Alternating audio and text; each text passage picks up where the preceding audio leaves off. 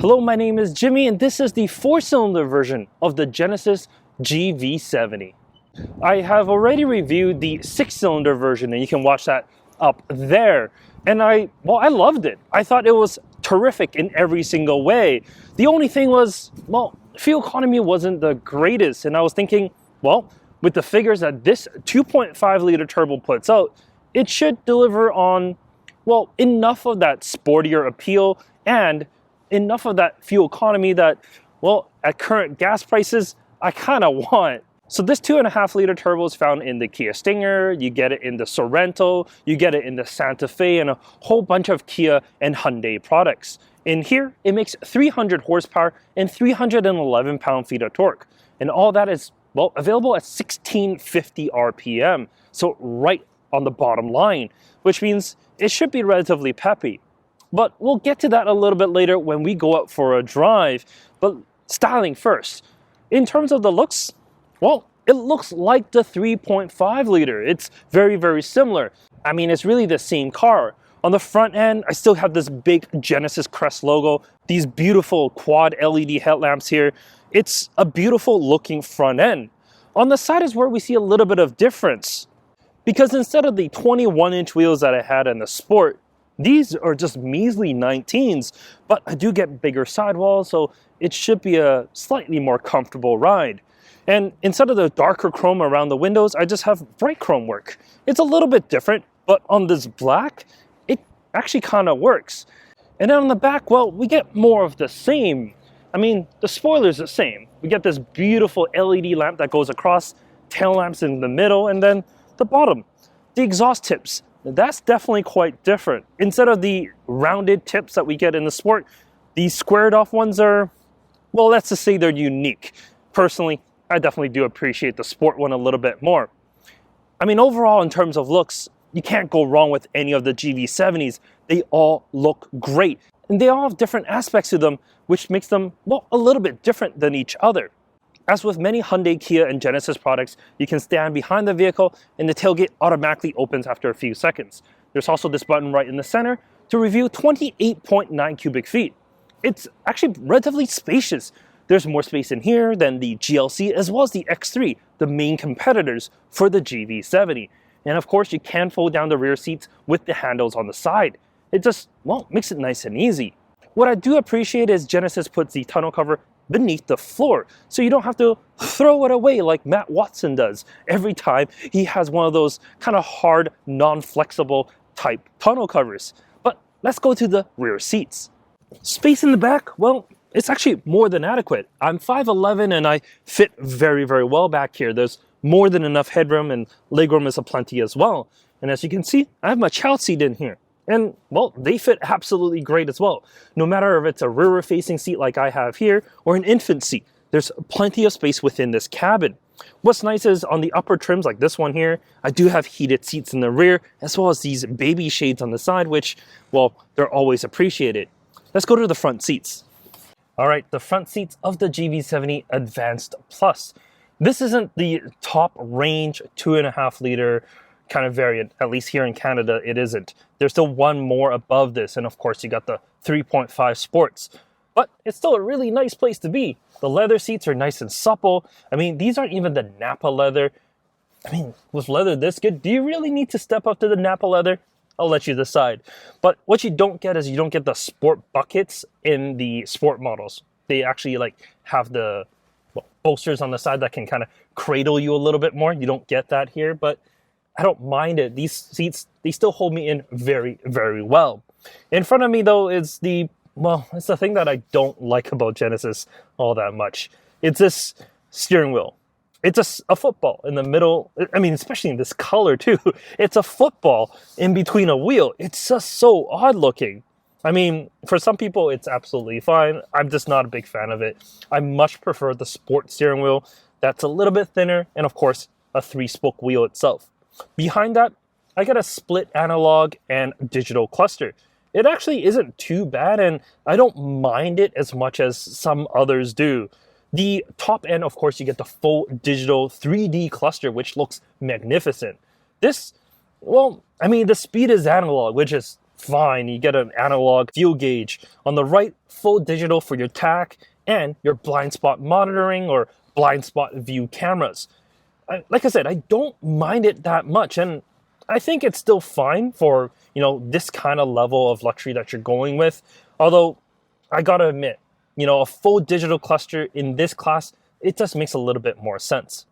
Above, I do have a heads-up display. That looks really good as well. And of course, you can't forget about the big 12.3-inch infotainment system.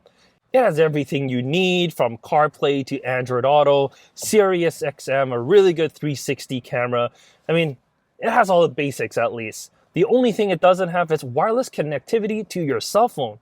There is a Qi wireless charger built into this little cubby here, but you will have to plug it into USB port if you want to use CarPlay or Android Auto, something that most of its competitors come with.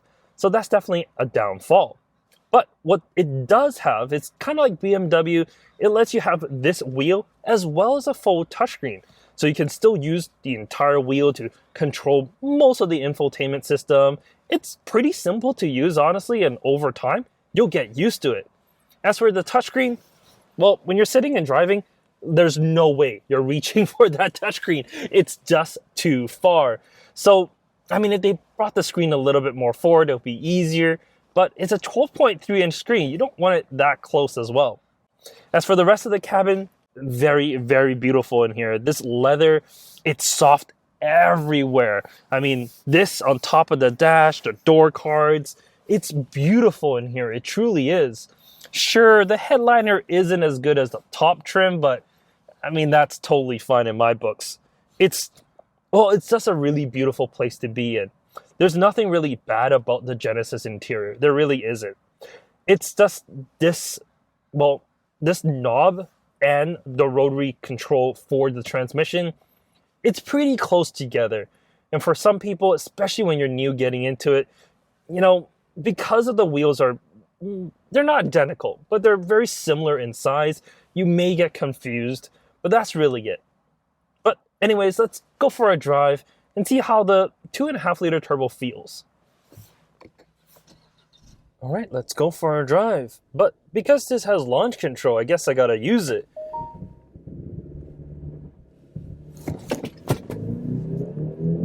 Okay, that's not bad. As said, there's 300 horsepower under the hood and 311 pound-feet of torque. It's definitely not the most. If you want more, that's what that 3.5-liter twin-turbo V6 comes in. But this, I think it's sufficient.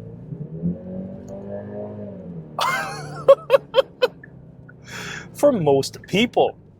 This engine, being a 2.5-liter turbo, it's not only just about the power, right? It's about efficiency as well. And Genesis did pretty well here because in the city, it's rated for 22 miles per gallon. On the highway, 28. That's 10.7 and 8.4 liters for 100 kilometers here in Canada. So it's actually relatively efficient. Sure, some other brands have like plug-in hybrids and mild hybrids and whatnot. And unfortunately, at this time, Genesis doesn't have any of that. Right now, Genesis is purely focused on, gasoline engines. That's all they have. There is an EV version of the GV70 coming soon, as well as there's that GV60, which is a pure EV vehicle. So soon, we'll get a full EV version, but there isn't that kind of split in the difference hybrid system. Honestly, I don't think that's too bad, because if you're buying a luxury car, if you really want a luxury car, you're going to be able to spend the money to buy a luxury vehicle because, generally they cost a little bit more than the standard vehicles that we know. And if you really are looking to save the environment, you're going to be buying some sort of EV like a Tesla. You wouldn't really care about fuel economy as such. Sure, this saves a little bit more fuel comparing to the Sport model with that 3.5-liter turbo, but I don't think people are buying this over the Sport because of the fuel savings. It's more because, most people just don't need the extra power that the Sport gets you. And I think that's why this is the sweet spot of the range. The 2.5-liter turbo, it delivers plenty of performance. Handling is great, the brakes are good enough. It's a good riding experience as well because the 19s that I have on here with the thicker sidewalls, it's just a little bit more cushy. So overall, it's a really good vehicle. It really is. At 59,000 Canadian dollars, this is just about $10,000 shy of the sport model that I had last time. I think for 10 grand, yes, you get more performance, you get the looks, and you get, some other stuff as well, like Smart Park. I don't get that here. But I think still, this is that sweet spot. You don't have to spend, that $10,000 more for that extra performance because most people that's driving this car, you won't really need it.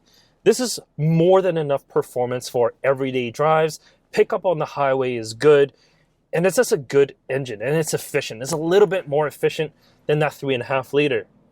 I think it's the sweet spot. I think this is the one to buy. Until, of course, the EV version comes out. Then, well, I mean, at least here in Vancouver, you don't really have to pay for charging. And it's going to have more power. It just makes a little bit more sense. But until then, well, we'll see. In any case, thank you so much for watching this video. Like the video if you do. Subscribe if you want to see more. And we'll catch you next time. Have a great day. Take care.